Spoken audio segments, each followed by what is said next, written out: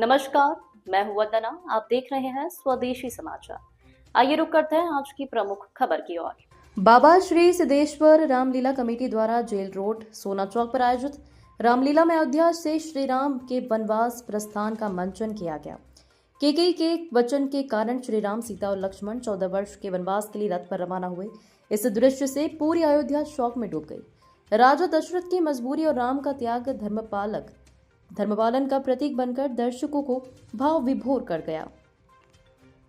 हम अपने माता पिता के प्रति हमारे ये होना चाहिए कि जो उन्होंने कह दिया वो हमारे लिए बिल्कुल सत्य है, क्योंकि उनका अनुभव बहुत बड़ा है। और जब हम भाइयों की बात करते हैं तो प्रभु राम ने स्वयं कहा बजरंगबाला को कि आप मेरे भरत सम भाई है, कि आप मेरे को लग रहा है कि हनुमान जी कि आप मैं भरत से तो ऊपर कह सकता हूँ, लेकिन आप मेरे भरत सम भाई है, भरत जैसे मेरे भाई है। तो प्रभु राम ने कहा, जब प्रभु राम ने हनुमान को ये बात कहा तो हनुमान जी ने कहा कि प्रभु मैं तो आपके चरणों की मैं तो आपके चरणों का पुजारी हूँ।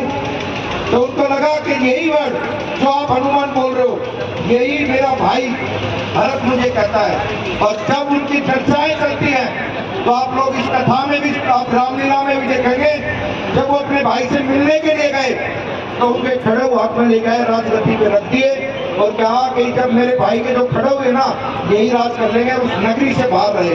जैसे आज मैं आपसे कह सकता हूँ भाइयों का दुनिया में सबसे बड़ा कोई एग्जाम्पल है तो वही दशरथ के 4 पुत्रों का एग्जाम्पल है।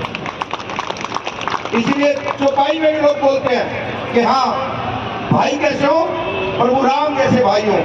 और वो वादा इस देश से मैं आपसे बोल रहा हूँ, नजर ना लगे मेरे परिवार को, मैं भी अपने भाइयों को ऐसे ही समझता हूँ कि भरत सम भाई है, क्योंकि वो भी परिवार की तरह इस बड़े।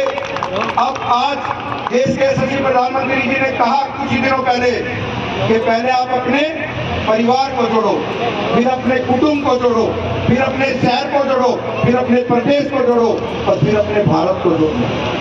ये देश के यशस्वी प्रधानमंत्री ने स्वयं बोला है और मैं आज आपसे मांगने के लिए आया हूँ। वो तो विषय मेरा दूसरे नंबर पे आएगा, लेकिन आज आपसे मांगने के लिए आया हूँ। गुड़गांव आपका शहर है, गुड़गांव आपका है, गुड़गांव के आप लोग मालिक हैं। मन में एक भावना रखो, जब इंदौर जैसे शहर में लोग कहते हैं कि इंदौर हमारा है तो उनका एक हक बनता है, उनकी इच्छाएं होती है कि हम अपने शहर को साफ सुथरा रखें। मेरी आपसे हाथ जोड़ के विनती है, दोनों के दोनों हाथ उठाएं, सबके सब, जहाँ तक मेरी आवाज जा रही है। और इस हाथों में कमी मत बरतना।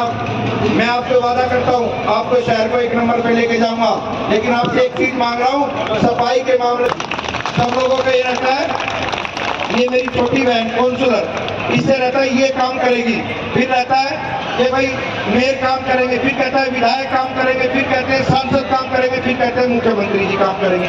अरे आप भी तो कुछ ना कुछ करोगे ना, आप भी प्रयास करें कि हम अपने शहर को 1 नंबर पे लेके जाएं। आज मैंने आपके सामने यहाँ जब जाओगे तो मैंने चुनाव के दौरान कहा था कि मेरे शहर में जो आपने देखा होगा उस टाइम पे जब प्रयागराज की बात करते हैं हम सब लोग कैसी लाइट लगनी है, मैंने आज ही ओपनिंग की है बाबा श्याम के 3 बाग और उसमें ओम लिखा हुआ है। कोई बात नहीं, लेकिन जब उसकी माता जी उसको छोड़ के गई तो उसने एक छोटा सा उदाहरण लिख रखा था कि जब मैं खेत में जाता हूँ तो मेरी आंखें भर जाती हैं, जब मैं बाइक पे चलता हूँ तो मेरी आंखें भर जाती है। मुझे हर पल दुनिया में कोई याद आए ना आए, लेकिन मेरी माँ जरूर मुझे याद है। इसीलिए मैं आप सबसे उसी विषय में मैं बोलने वाला हूँ, जिस मर्यादा पुरुषोत्तम प्रभु राम की आप सब लोग बात करते हो, उसी के विषय पे मैं आपके बारे में, क्योंकि आज जब हम मन से सोचते हैं कि उन्होंने अपनी माँ से वचन किया कि माता श्री जो आपने मुझे आदेश दिया वो मुझे मंजूर है, और वो आदेश सुनो कितना होता। वही एक राजकुमार जिनके सुबह राज तिलक होना था और उनको ये आदेश मिला सुबह मॉर्निंग में ही कि आपको 14 वर्ष का वनवास हो रहा है, लेकिन उसने अपनी माँ का जो वचन भरा उस वचन को निभाया और वो 14 वर्ष के वनवास के लिए गए। जब वापसी आए 14 वर्ष के वनवास काट के, उस दौरान राजकुमार गए थे लेकिन प्रभु राम के रूप में वापसी आए।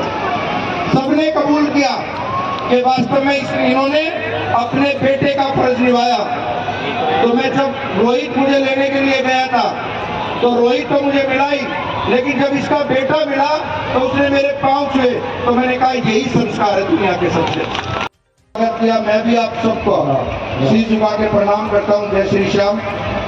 आप मेरे सामने भगवान विष्णु के प्रेमी माताएं बहनें, आप सबका भाइयों और बहनों आपका हार्दिक अभिनंदन और स्वागत करता हूँ।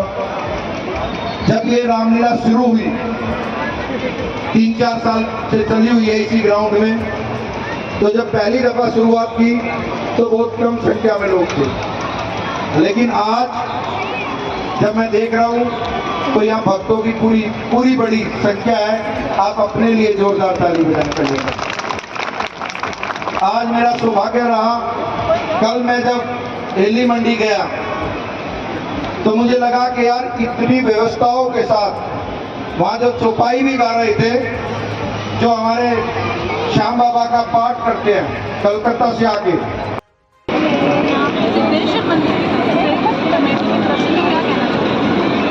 सिद्धेश्वर मंदिर कमेटी की तरफ से जो रामलीला का आयोजन गुरुग्राम में किया जा रहा है, मुझे लगता है कि गुरुग्राम में जितने भी जो है रामलीला आयोजित की जा रही है, उन सब में से जो है सबसे ज़्यादा जो है धार्मिक और सबसे ज़्यादा जो है संयम की जो है और अच्छी रामलीला जो है गुरुग्राम के अंदर हो रही है, जिसे देखकर आज बहुत अच्छा लगा। ऐसी ही अन्य खबरों को देखने के लिए देखते रहिए स्वदेशी समाचार।